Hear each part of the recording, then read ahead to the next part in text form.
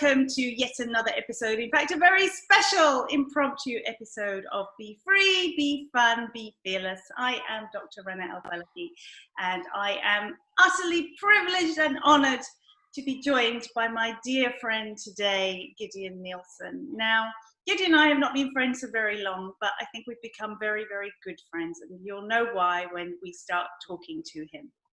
He is on a phenomenal journey, which he's going to share with you, but it's hardly surprising that he's on this journey given the type of life he's had.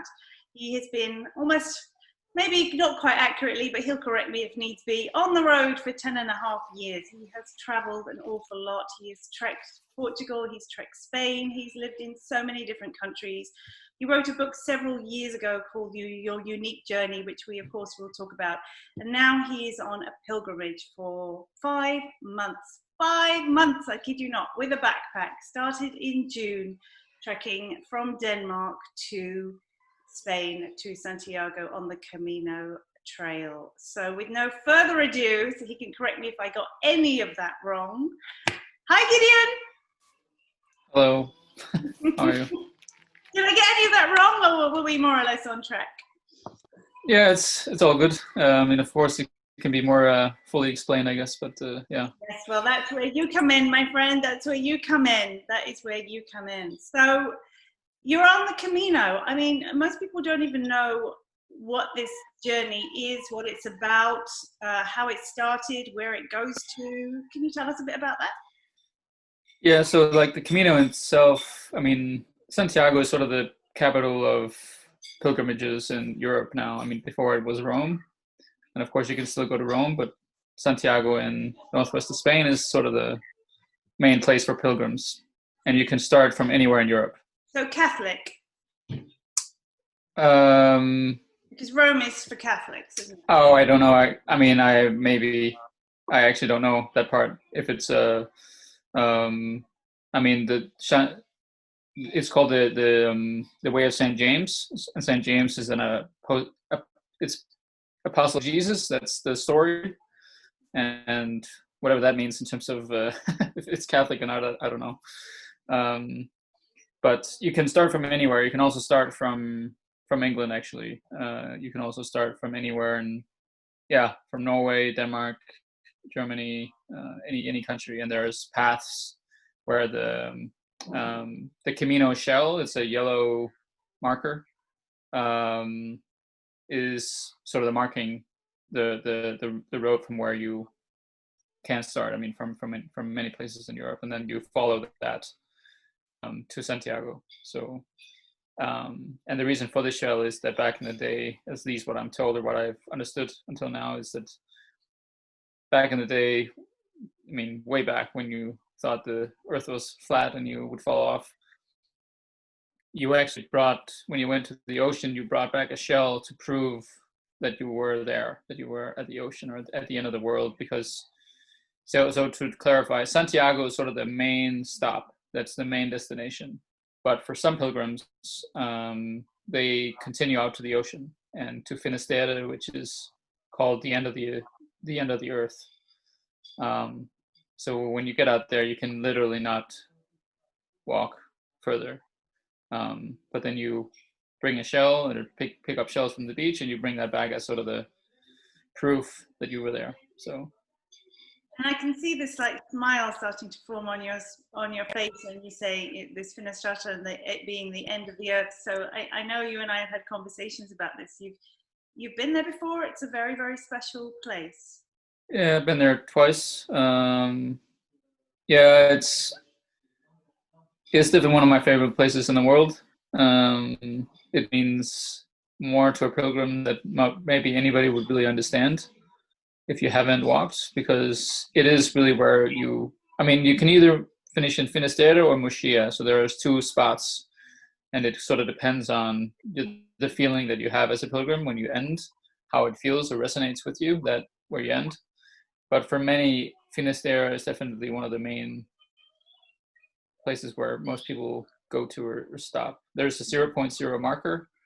There might be one in Muxia as well, actually, but it's at the end of that's where the lighthouse is. So you walk into Finisterre, and then you walk through, or sort of on the outskirts of the town, and then you walk towards the lighthouse, which is like a mile out or something.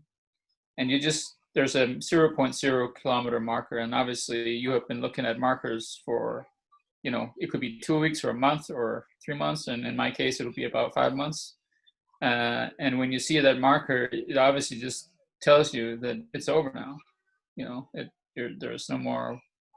I mean, of course, many people can walk back and they can continue on if they want to, but it is really the conclusion to a really long journey. That this is the end. I mean, there's no more to do, no more.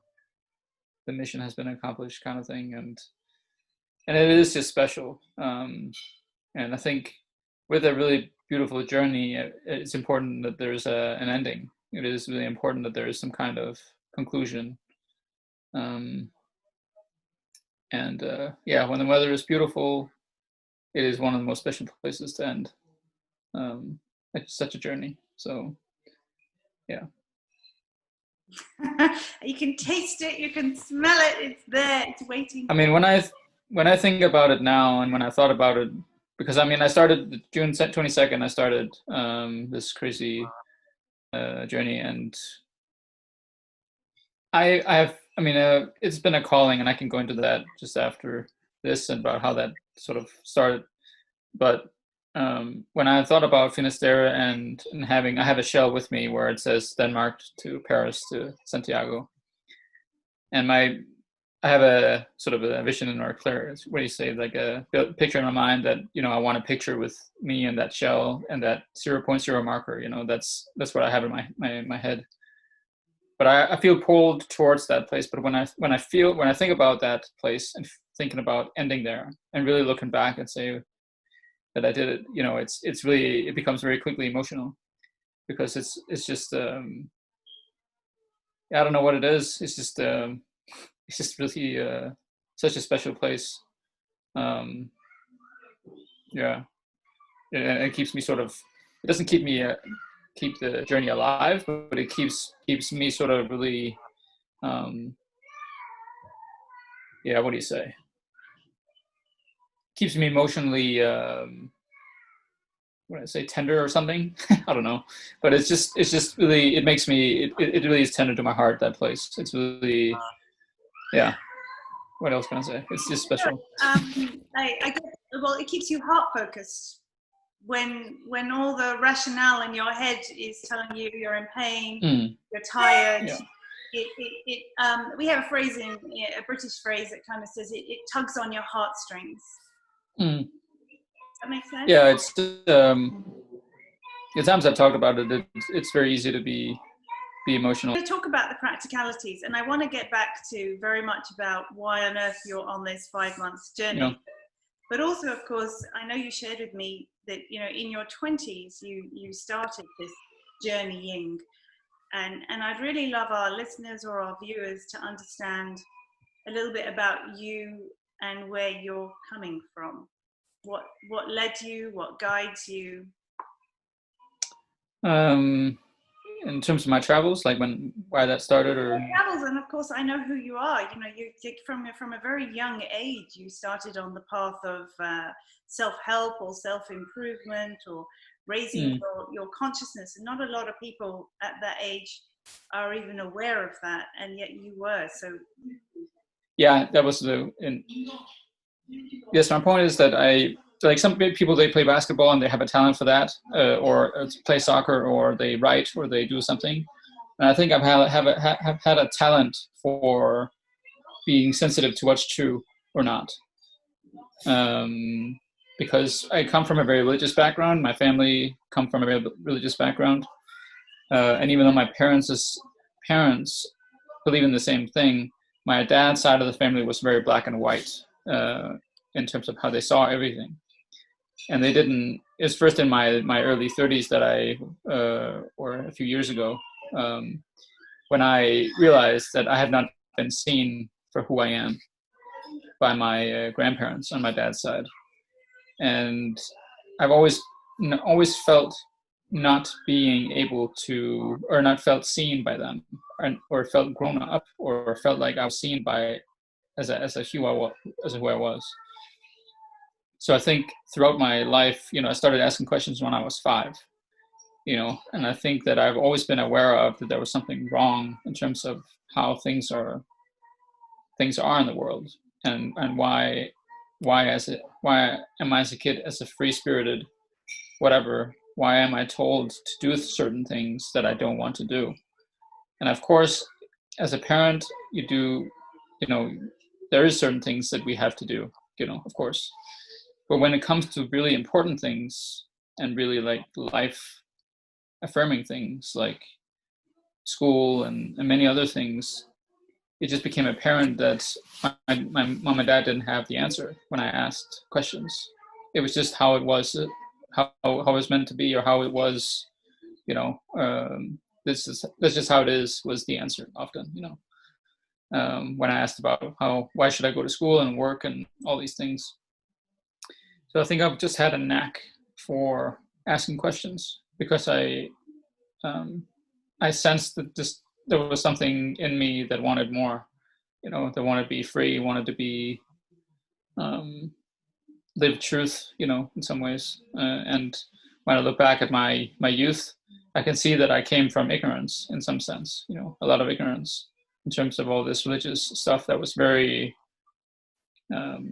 unhealthy, very unhealthy in terms of that rules and dogma and what's wrong and right. And and when I look back, I'm also like, I think I was very fearful, fear of not being good enough and all these things. And I think it just gradually progressed towards wanting to be free and living differently, always pursuing that sort of freedom and truth, the truth in that, and who am I, and sort of constantly searching for the truth, really, of who I am. I think that's the short version of what it is. So I'm hearing you say, even from a young age, you perhaps felt different. You were questioning. You wanted to challenge people. You had a quest for the truth, and people couldn't answer you, and that probably then propelled you and fed you even more to want to challenge them, or to perhaps will rise up and want to be free. And as you continue to get older and ask more and more questions, people just kept trying to shut you down until you were old enough to go on your own personal quest. How true is that? Yeah, I mean, I think that I realize now, I mean, of course, when you walk far, you think a lot, and you're faced with yourself every day. And I'm also not speaking to my parents right now, not because I don't like them or whatever. I mean, this has just been the last few weeks. But I just feel like there's something I need to work out for myself in terms of my relationship to them. Because I know I've been very codependent, I became very codependent on my parents. And I think I've shared way too much with them in my life in terms of, because it always boiled down to not being good enough and being, so I always had to be honest, and of course you have to be honest, but like I don't think I have taken it seriously that there is a limit to what I should share, or, a boundary of some sorts. And I think that just wanted to really figure out my own self so much that I know what boundaries I have for things, with them, with anybody. Because it was very rule based with my parents often, at least when I was really young. I mean, I continuously asked about why we were supposed to go to church, because I didn't get it. I didn't get why I was supposed to go there when I didn't want to, and it didn't make any sense for me.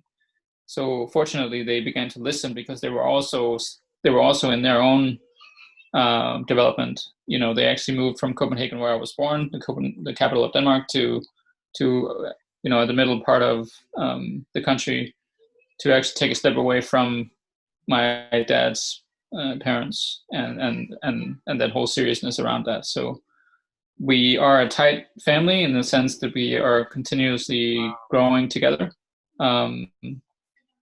So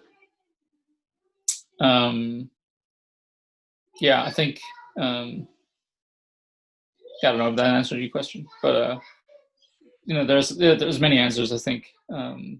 But yes, there's definitely the whole thing about needing to have approval to do something, when you were small, and really just want to break through that whole limited way of, yeah. I think that drove me to when I started traveling was I actually left to go to Australia my first year, and I left saying I don't know if I'll come back, and I really meant it. This is when you were age 24. When I left, yeah, the 15th February 2010. Okay.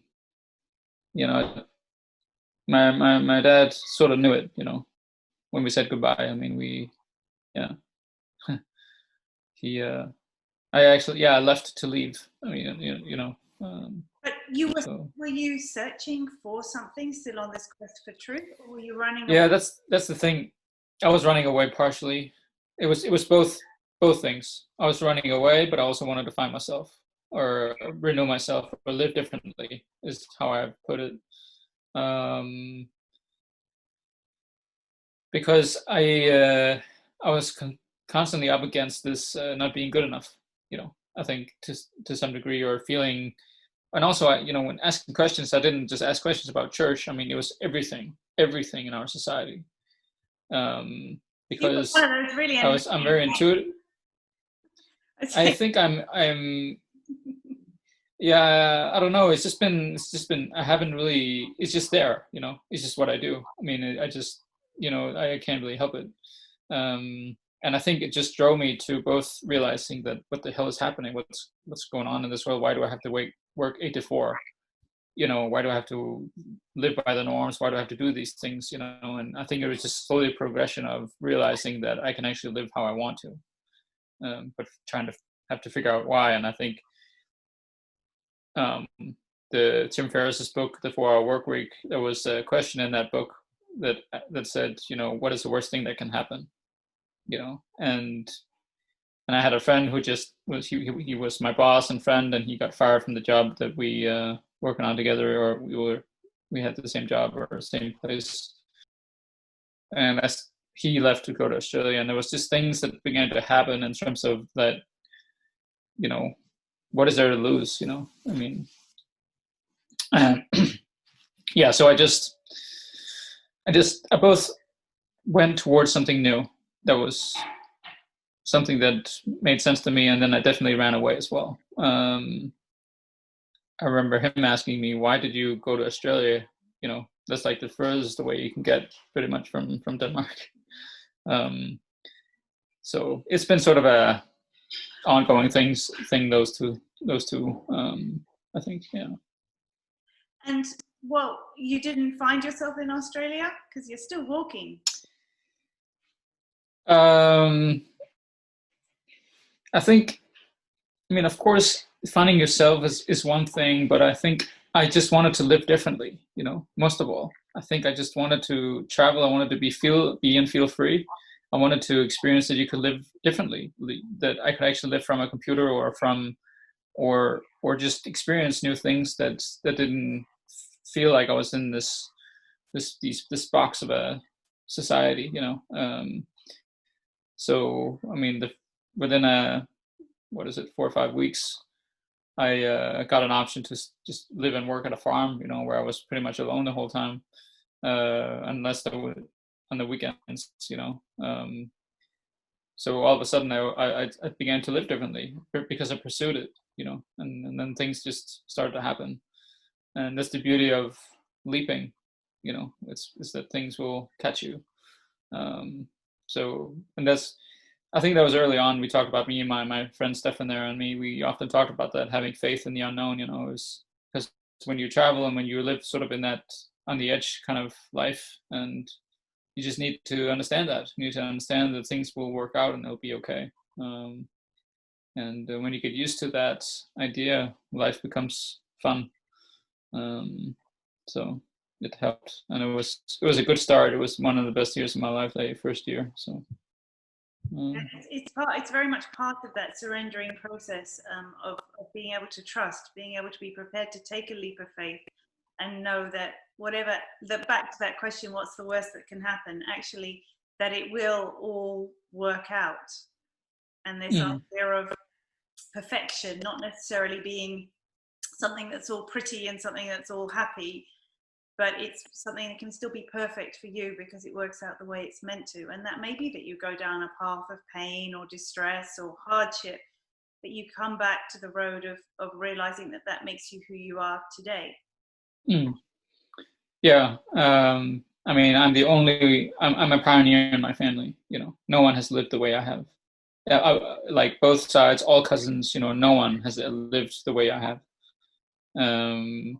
And I don't know if some of my cousins have traveled, but I definitely broke out of, the norm way of thinking, and I had to fight my parents a lot, especially my dad. He was very conformed in terms of his thinking.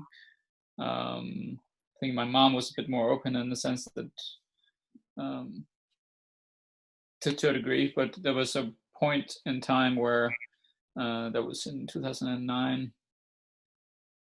Yeah, I had been at a seminar, like a full day seminar, and after that day, or after that weekend, I guess it was a Saturday, and then I went to work on a Monday, and everything just shifted when I sat down. It was like this, a paradigm shift where I just sat down and I was just totally aware of everything in a way that I had never experienced before. It was just like I was totally amazingly present, and I was like, when people talked to me, it was like I heard it before they said it. It was really odd. And I just went over to my friend Stefan there, and I said, can we talk? And then we sat and got into a room, and we just sat there and talked. And he just said, just go home and walk and just write it down for a couple of days, And later that year, there was I don't know how I got connected to that actually right now, but there was somebody who offered that you could pay some money and you could write a story in a book series, and that would become a bestseller. And it would become a bestseller because, the authors would have 2 packages of buying, several hundred books or whatever, and then it would be a bestseller right away, obviously. But it was sort of a cool thing, because I like writing. It was an experience that really changed something in me. And yeah, being published and having a book that you could start selling or whatever, it made sense to me. But when I shared that with my dad, he got really upset with me. He got really upset and he couldn't understand it. He just said, "Oh, you just want to be famous, whatnot." And I got really upset and I left. I went home every Sunday, and it's something that I have thought about actually a lot these days, because I've dealt with some unhealthy relationships over the years. And I realized that the first maybe unhealthy relationship I had, at least partially with my parents, was the fact that I was growing so much. When I left them, or lived by myself, I started this entire. I could really start living freely, and more. I could start actually following up on my own questions, like I start do stuff. And I realized every time I went home on Sundays for dinner and stuff, I realized that I was nervous. I was nervous and fearful of what would they think now with all these ideas that I could bring home today, because I was really rushing out there, like not rushing, but like I was just one way street of just growing. There was so much happening, and I realized that I was afraid of sharing that with them. So every time. And Gideon, how much of that did you hide? How much of yourself did you hide when you would go back on the? Yeah. I think I don't know if I hid it, because I don't think I hid it, but I was afraid of sharing. But I mean, if my parents at that time, if they turned their back on me for being who I was, I don't think I would have stopped. Of course, it wouldn't have been healthy, or it wouldn't have been fun, or whatever. But there was times where my parents just didn't know what to do with me. I think they just didn't have any clue of what was okay, and sometimes I think they made decisions that were not very good, because they they were afraid too. They were, you know, I don't know why actually sometimes, but they didn't. They came from such a different background, you know, and I was coming with this whole new world, I guess. So I think, yeah, it was difficult, but it was also just part of my journey, you know, of growing and yeah.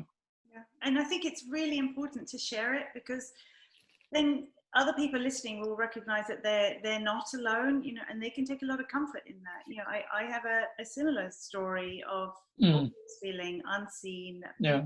I didn't belong, people didn't get me.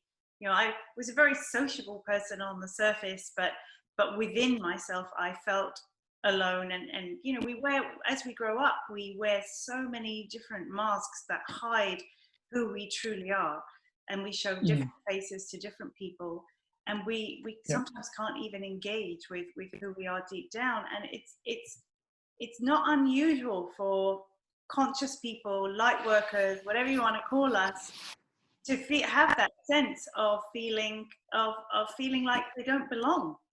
And they can have a really, your energy level is so high that you can have a really hard time grounding yourself and being comfortable in this world until you peel off the layers.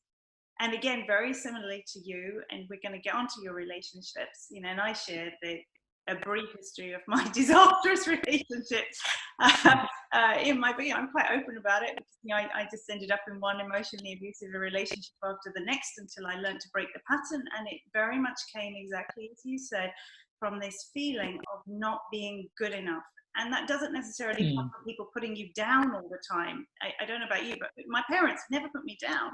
They always believed that I had the ability to do whatever I wanted, but yet somehow there was this belief in me that never ever felt good enough, and it led me down a difficult path. So where did your not feeling good enough come from? You said it's come from your parents, but were they putting you down, or it was just a feeling you had?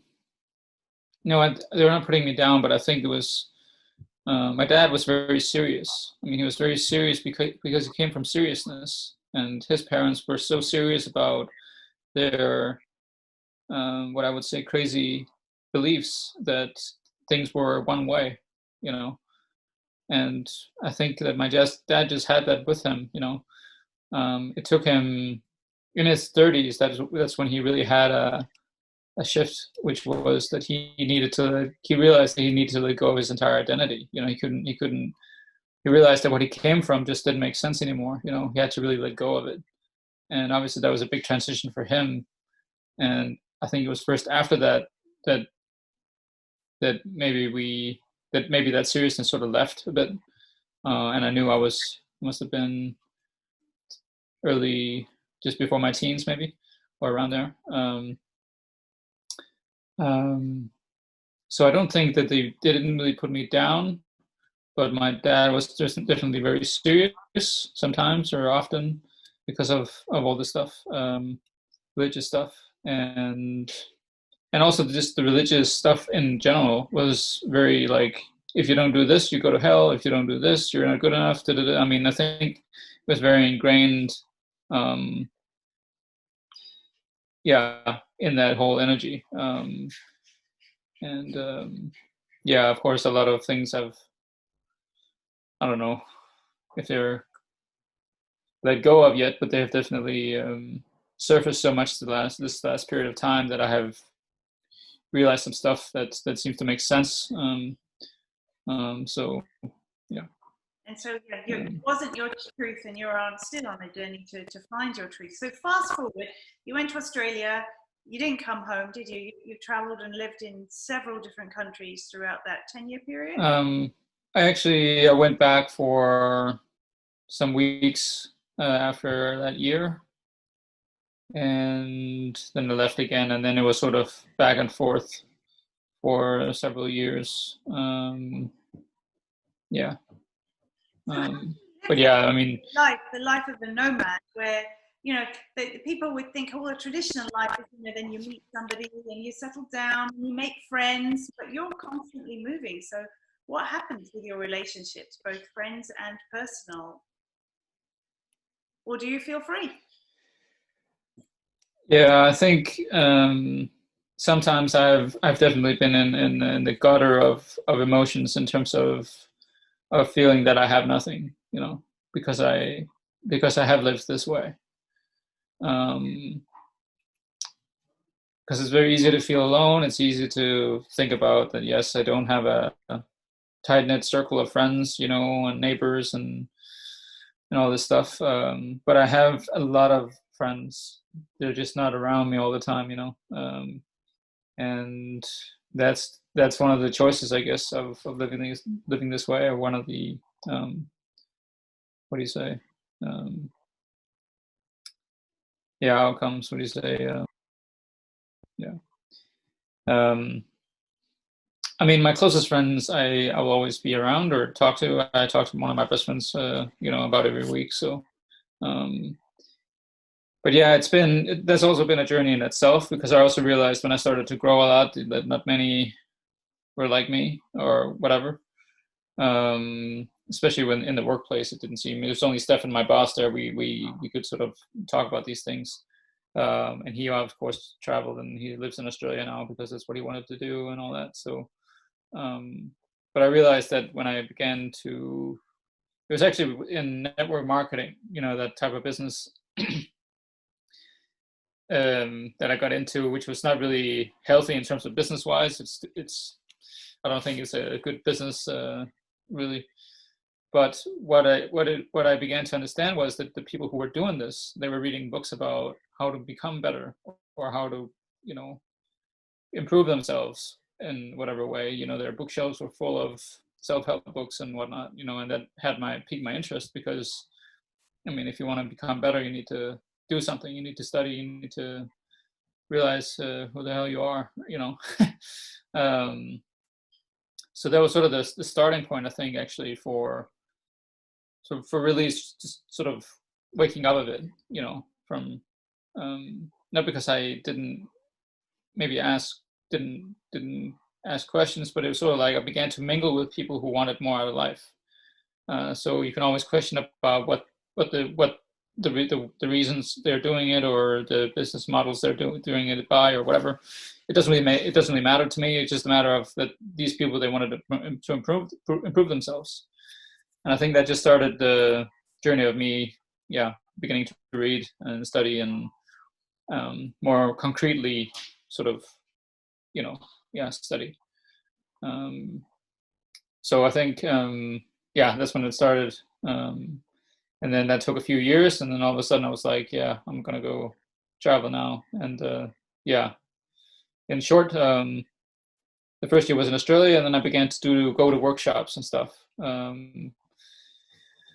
I began to feel in October of that year, 2010, I began to realize that, okay, I'm ready now. I can do what I want now. I began to sort of feel confident, and the reason why I left was to sort of find myself, or gather myself, at least to be able to make decisions for me. And then I began to think about, okay, I want to establish myself in this environment of, you know, personal development and spiritual development. So that was my decision, and then I started to just go to workshops, and I went from Australia and all the way to Canada. That's another story, but that was to get a working holiday visa. Started in Canada, but then I went to Costa Rica and many workshops in the U.S. over the next few months. And yeah, I spent about a year and a half, a lot in the U.S. And then yeah, I think the next country was Spain for about a year after the Camino, and then I was in Portugal for another Camino. Went to New Zealand, and then I lived in Switzerland for a year and a half, and after that, what was that? I actually went back to Denmark for a while, and yeah, and then I went to India and back to Denmark, and yeah. So we do gradually, obviously, you've gone on this journey. You've broken free. You're in search of a quest. You're surrounded by people thinking, okay, actually, there's something to learn. So you start on all the self-improvement stuff, and start learning. And by the sounds of it, starting to grow your confidence and starting to go on courses and learn more and be more. So presumably breaking free more and more. And then what I'm hearing is that perhaps in that process, as well as learning about yourself, maybe you were starting to gather a little bit of your tribe around you, some more like-minded individuals. Yeah, definitely. Yes, definitely. And I think that was sort of, that was what I began to understand, that when I went to workshops and all that stuff, I was the youngest in the crowd all the time, but I was, I was like-minded with people who were twice my age or more, Before I actually started traveling, I went to get certified as a coach with the speaker that I went to that, after that, it, shifted a lot of things. And it was not really the certification that really, I think that was kind of a bit of BS, to be honest, but the whole experience of being around people who were like me, I guess, and I was this young guy that, I was just searching, and it was just kind of interesting to so naturally being in a crowd of people that I could talk to all the time about myself, about everything that's what's going on, and people who were interested in just growing, and learning and all this. So that was special to just realize, I think. And I think that was the experience that sort of set me off in terms of, okay, I know I can find these people everywhere when I go to workshops and all that. So that was nice. And but I also think I realized that it was sort of, I don't know, limited, but it was maybe it's just not enough for me, the workshop setting or that stuff. Because I didn't really go to many. I haven't really gone to any workshops really since that time. That was 2011 or something, 12. I haven't really gone to that many, or if any. So my own experience of workshops is, it's a little bit like the rule book thing, to some extent, because you're listening to somebody. If they're just teaching you a certain thing, then it's their interpretation and it's their way of teaching. And while you can learn and you can grow, there's still to me, it feels like there's still a limit there to some extent, because it's someone else's rules. And I think it's only when you take what you learn and you make it your own, and you go on your own journey and continue to evolve, that you really push the boundaries. And you become a leader. You become a leader in your life and a leader in that field, as opposed to a follower. And there's no insult meant to the people who go on the courses who are followers. Sometimes that's all that person needs. But I know from you, and correct me if I'm wrong, you're not, you're like me, you're a push the boundaries type of person. It's not enough for you to follow, because you need to go on your unique journey. Yeah, I mean, I realized early on that putting speakers and so on up on a pedestal is really a dumb idea, because you get disappointed really fast, and then you begin to judge them for what they teach you or what they don't teach you. And I think a lot of people, because I think we all have a void because of our society. I think there's something it's purposely missing, which is to learn who we are from the get, and no one really teaches us anything. And I think then we look for ways to fill that void, because there's something to fill, and we just don't know what it is, and then we look for that in religion or personal development or yoga, or we look for it anywhere, and I think I realized that a lot of people who's going to workshops, they're looking for that. They're looking to have the speaker fill them up, and I think also a lot of the speakers there live off of that, I realized that putting people up on a pedestal, especially the speakers and all that, is really a bad idea.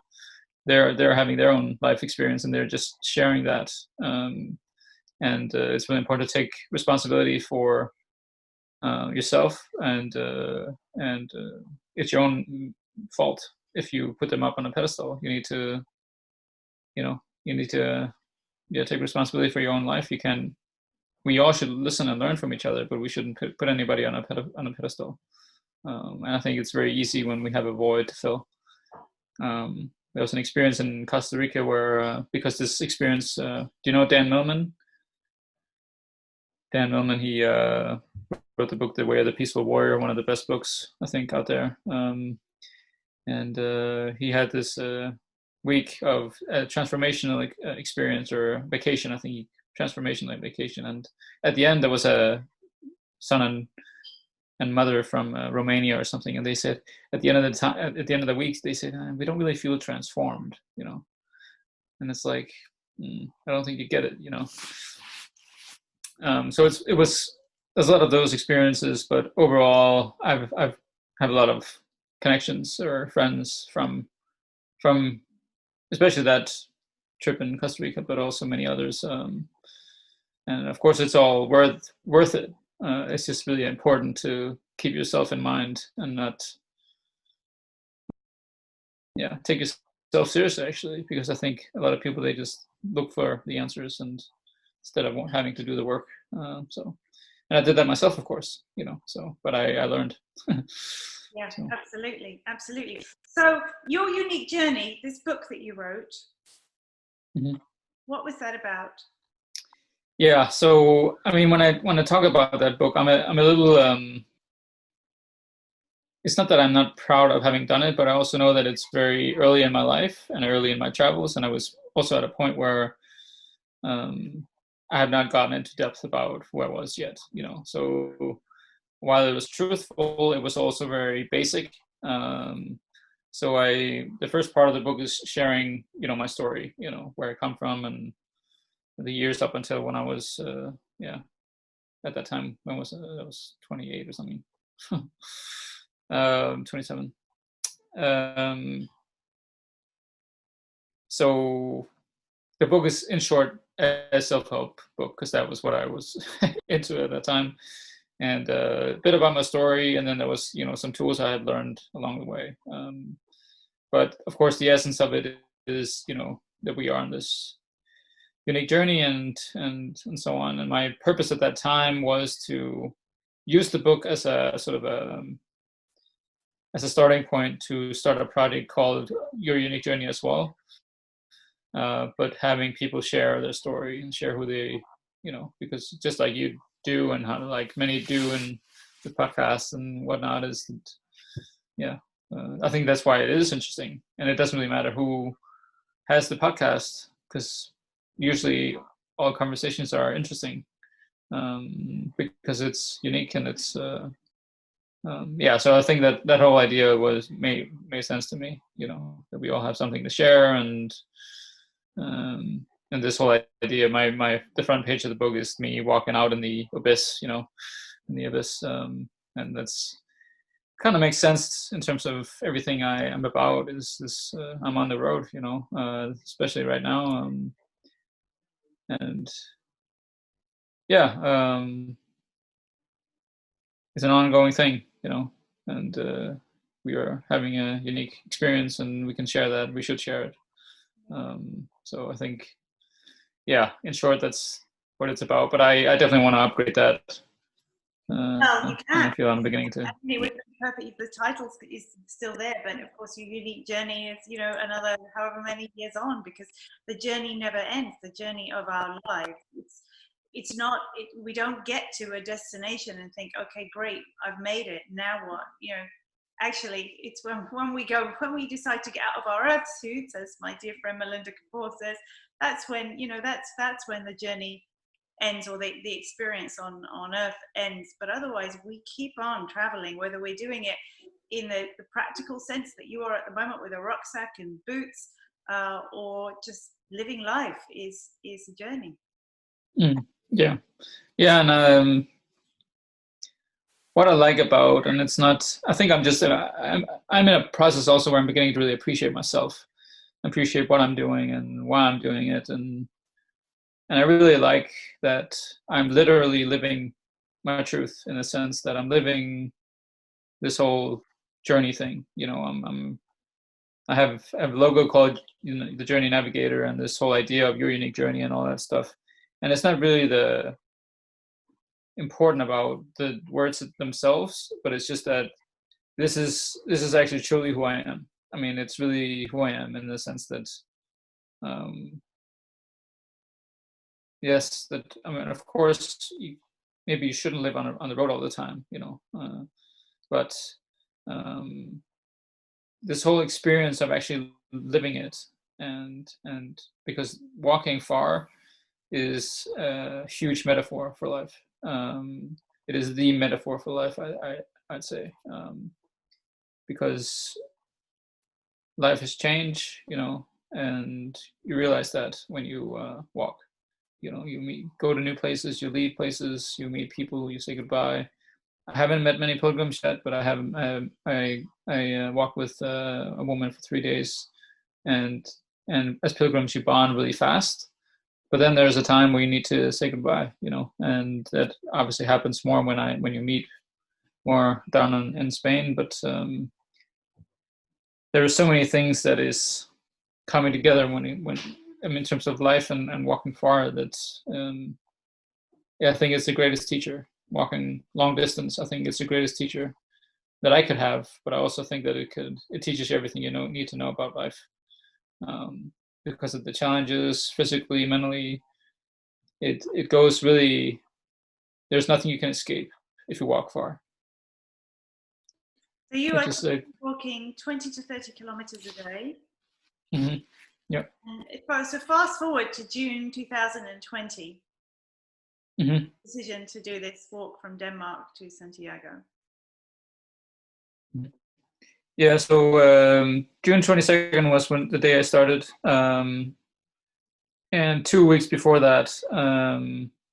So I've been in a relationship from February until May this year, and that ended.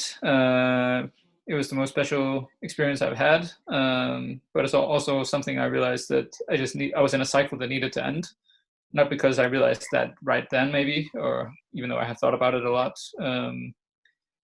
but I was gonna process this breakup or this ending of this experience, and I started to walk a lot, where I lived, and there was like a walk in the morning, a walk, afternoon, or like before noon or afternoon, and then a walk in the evening, and that was sort of the daily thing I did, and I just walked a lot. And the 7th of June, on a Sunday, I walked out to the ocean, and when I saw the ocean, I just walked along the path, sort of a bit up from the sandy area, and this the idea, spark of whatever, inspiration, whatever you want to call it, just wham, straight into my head, and the idea of walking from Denmark to Santiago, that was what came to me, and that was the only thing that made me really smile for a month or more. And I was going to meet my parents out there as well, and I shared it with them, and it was like the most natural thing in the world to share with them, that because it just felt so good. It's just like I smiled, like, yeah, this is, yeah, it was just genuine, really. It was just like, so I listened, and 2 weeks later I just started. I had most of what I needed, so I didn't really, and I could work from my computer, so it was fairly easy to just get going. I had nothing to hold me back, so yeah, I just started. And in the Camino, you start.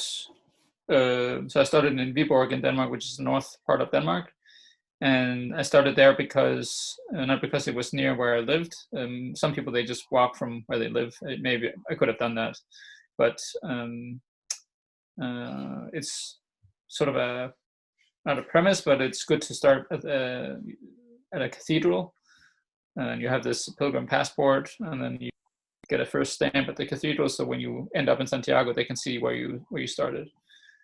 So that's where I started, and yeah, been going through Denmark, about 300 kilometers, and through Germany. That was, I don't even know how far that was. Maybe 600-700, maybe 700-800. Then through Belgium and to Paris, because I mean, I was not really walking towards Santiago initially, because I was sort of heading west towards Paris. But then after Paris, it was more direct. So I'm just heading into Bordeaux tomorrow. So that will be the last big town in France, and then I'll can really look forward to the real Camino. So the last bit. So you are on today's day 102, is that right? 103. 103, so you've been watching your YouTube videos. 103 today, yeah, you've just finished it. So did you know at the time, did you realize when you had this moment of guidance, I'm going to walk the Camino, did you realize it was going to be a 5-month plus walk? Yes, I could calculate that really fast, but it didn't scare you. No, I mean, the beautiful thing about this walk in particular is that this is a calling. There's something pulling me. There really is. I mean, I don't really know what it is. To be honest, I know that it's probably something good, or whatever. But every day I walk, I mean, of course, there's days that it's heavier and it's not as fun, or there's those things. But there's never a day where I'm like, okay, I'm stopping. Or there's never that. There is an energy in me that is just pulling me, and that makes it easy in some ways. That okay, this is what I'm doing. It's back to that heart-centered focus that's pulling you, right? That emotion that is tugging you there, no matter what. Yeah, you can definitely call it heart, but it's not. I feel it in my gut more. I feel like it's really. Yeah, it's just. I can't really explain what it is. It's just. Something is pulling me in this direction, and we'll see what it amounts to. But if we go back to it being a journey rather than the destination, you have learned, you've challenged yourself.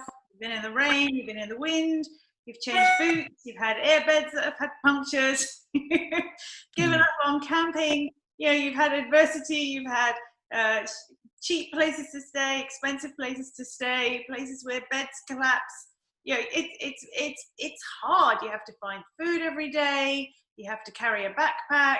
You have to work on where you're going to stay that night. You're still trying to fit in your work when you get there. I mean, there are a lot of kind of practical challenges, plus the walking itself, the no doubt pain in your legs and all the rest. And what does that do to somebody's mind?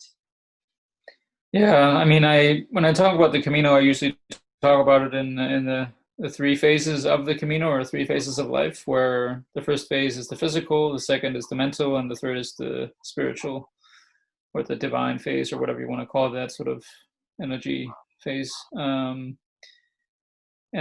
the physical is obviously is always there. Of course, it's challenging every day to walk far, but it's definitely harder in the beginning, and it's also where it's very superficial, the experience. You haven't really gotten into depth about why you're doing this, or what's happening, or the rhythm of things. So it's also where you doubt a lot. You focus on the pain a lot, and the distance a lot. You focus on the destinations a lot. You focus on the things that may be more connected to the ego in some sense, maybe.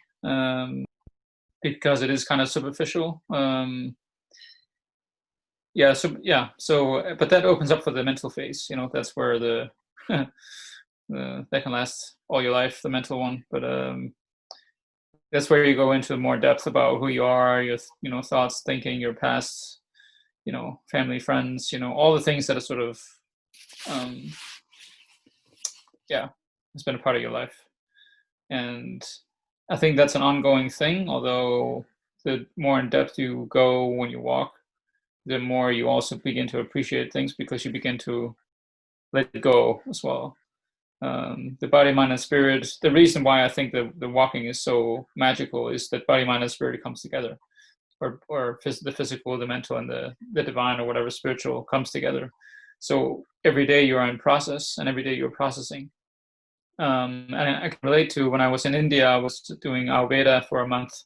So Ayurvedic treatments, which is oil and massage and drops in different places. And the reason why is that it begins to activate the body and process. So the body just starts this process. And I can't really explain it because I'm not an Ayurvedic doctor, but of course I experienced that the body just starts this washing out process of all these layers that you have that is not yours, but whatever. And I can relate it a bit to this. It's kind of the same experience that you're just constantly in process, it makes you to go through. You can't really, when you walk far, you cannot escape going in and face yourself. I think that's the beauty of it. It's impossible to walk far and not face yourself, and face your darkness, and face the things you have suppressed or whatever. And that means that it comes out some way or another. The first 2 months, I had a really hard time. I was thinking about my ex a lot because I felt like she was a coward. I felt like she was not facing me, looking me in my face, and we could just talk things out. So I was very angry because there was something left that I just have to deal with that. She can't deal with it with me. So I was very, very angry about that. And sometimes it really came out. I was just furious. I could yell and scream, and I had these walking sticks that I just would throw around and kill as much, plants that I could, So there's just some times where those very, a bit nasty, dark, whatever things just comes up because they need to come through you somehow. And especially with me, I think that I've been very good at suppressing my anger. I've been very angry in my life, and because I'm very sensitive, but I've also been very unexpressive about those things, which means that I haven't really allowed myself to feel things or feel stuff. So I've suppressed it more than being honest about what I felt. So my point is just that the beauty of walking is just that you are in process all the time, and it makes you let go of things more and more, and And how effectively do you feel you've been able to let go? You're 3.5 months in now. I think letting go is sometimes a bit empty word. It's a bit, or maybe not empty, but it's sort of like it doesn't really explain. And I think, and there's processes. The first 2 months were really tough in the sense with the relationship stuff with her.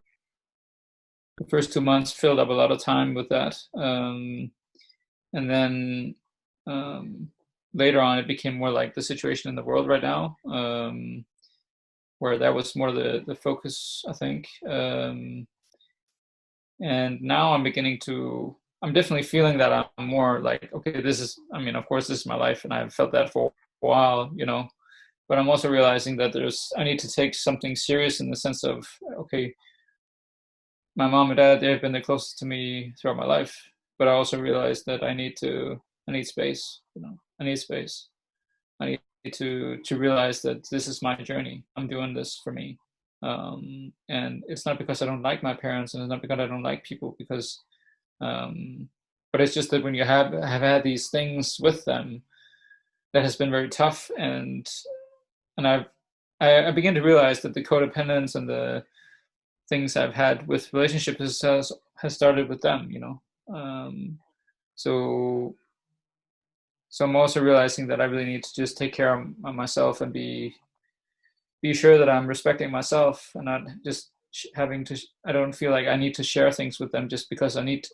It's a habit, and because I need to really feel that I'm doing it for me. and not doing it out of the old pattern of not being good enough or being afraid of whatever. And I know it's not because of that. I know it's not why they want to talk to me, but I don't want that energy in me anymore. Yeah. Yeah, it's very. So I want to just really, yeah. I was just going to say, so understandable, and people who have been through the same would potentially be able to relate to what you just said. And I think sometimes what happens as we become more conscious, sometimes we actually become quieter because we don't feel the need to, because we're not seeking approval, we don't feel the need to have to speak for the sake of speaking or share for the sake of sharing.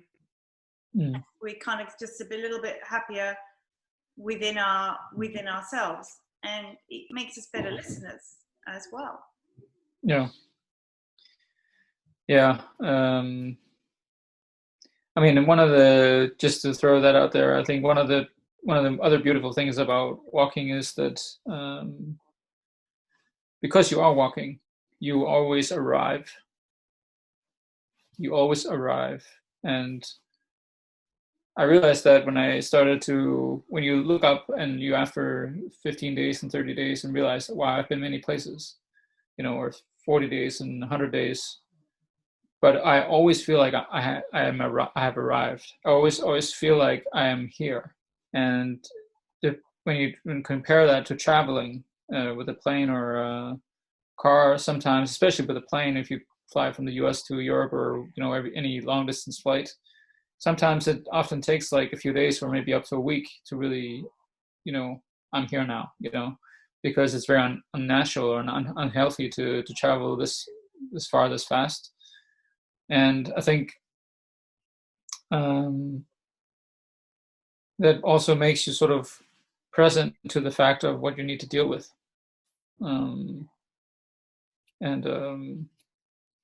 Yeah.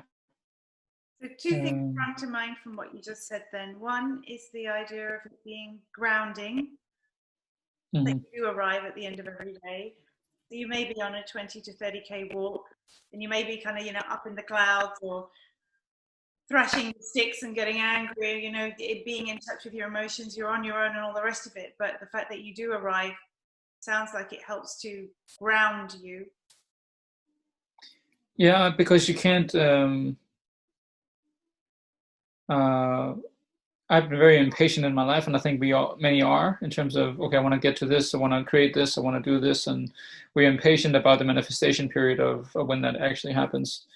And one of my motivations and one of the things I really look forward to is to, and you can say, yeah, don't look, it's a journey and all that stuff, but a motivation is also that when I'm in the Finisterre, when I'm finished this, the whole experience of having taken that many steps, when I'm done, I've probably taken 5 million steps in 6 months. And when you realize that how many steps that is, then you begin to put that into perspective of when you start anything, then you know that you have to take all the steps to arrive. You have to take all the steps to arrive. If you want to skip any steps, you want to take a shortcut, and not take the steps. You can take, sometimes I'm taking shortcuts in terms of maybe walking along the highway because it's more direct. But I'm still taking the steps towards the finish line. I'm not taking a car. I'm not taking, I'm walking. And I think for myself, that is a hugely important thing to learn, but also whenever I start anything from after this, I know that I need to take all the steps to have this project or whatever it is arrive. And I think that's a really beautiful thing about this experience, but also like the whole idea of that I'm really having that ingrained in me now, that if I need to arrive and feel like I have arrived, I need to take all the steps. Otherwise I'll feel I cheated, or I was impatient, or, It's so, yeah, and that metaphor was beautiful because it really, I felt tingles when you said, you get somewhere too fast. And you said, it's not natural to go that far, that fast when you're talking about the aeroplane. And now you've just expanded on exactly that point, in that it's if we think about growing as individuals, if we think about traveling our journey, be it our journey through consciousness, our understanding who we are, our journey in life, it's not natural. You can't just click your fingers and be there. We have to go through the processes. And like you said, you have to take each of the steps. So what a phenomenal metaphor of the fact that you are taking those physical steps at the same time as you learn about who you are. Yeah, and I think that's one of the things I will keep coming back to when I talk about this.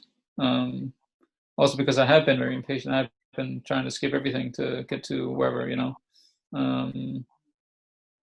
Yeah, that's probably part of the calling, I guess, to really just understand that you can't skip anything. You need to take every single step to fulfill whatever it is. So.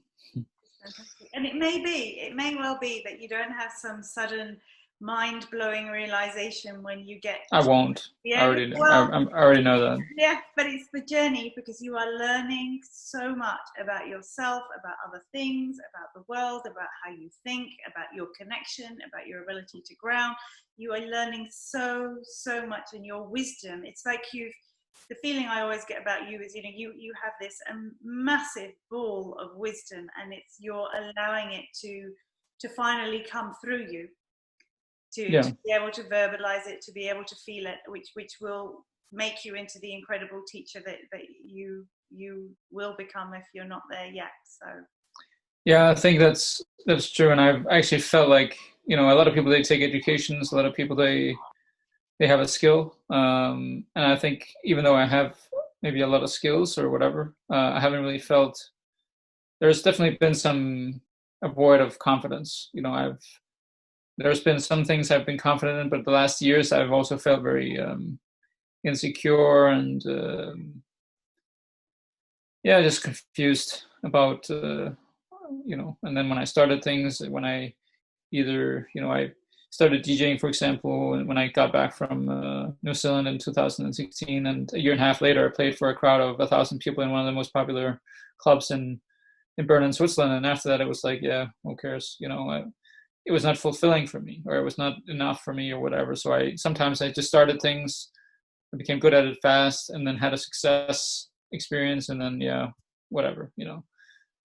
So I think this experience is also so long and so important that I'm getting a skill in terms of some wisdom, some foundation, something that I can live off of and from myself. But and then share with others. Yeah, definitely. Yeah, no, I can't wait to do that more and more. So we are already sharing, because we're out. So we'll talk for hours, you and I. You are sharing every single day. If people go to your YouTube channel and they look up Gideon Nielsen, spelled Nielsen. So Journey Navigator, right, is the logo that's on there. So Gideon Nielsen, and pretty much every day he will upload a video, somewhere between 5 and 15 minutes typically. Lots of selfies. He talks into the camera, shows you his journey, so you can go on the final journey of the Camino with Gideon and make it to Finistrata. And so champion him, subscribe to his channel, send him messages, encourage him, give him strength, keep him going. You can also find him, of course, on Facebook, Gideon's Journey. Anything else you want to say? I mean, yeah, as you said, we could probably talk for a little longer, but and we will talk again when you make it to the end. Okay. When you make it to the end of the world, we will be talking again. But if I don't find my way to join you to walk before that point, so thank you so much for your time today, and for the lessons and the inspiration that you've given people to show them how they can be free, life can be fun and how they can definitely be fearless for sure. So what an inspiration. Definitely an old soul, and my friend, an old soul. So that's it for now. Thank you so much for joining us for another episode. I am Dr. Rana Al-Falaki. Be sure to hit the subscribe button so we can let you know when we have more of these episodes, and you can also follow the audio podcast on Anchor as well. But for now, be free, be fun, be fearless. Bye-bye.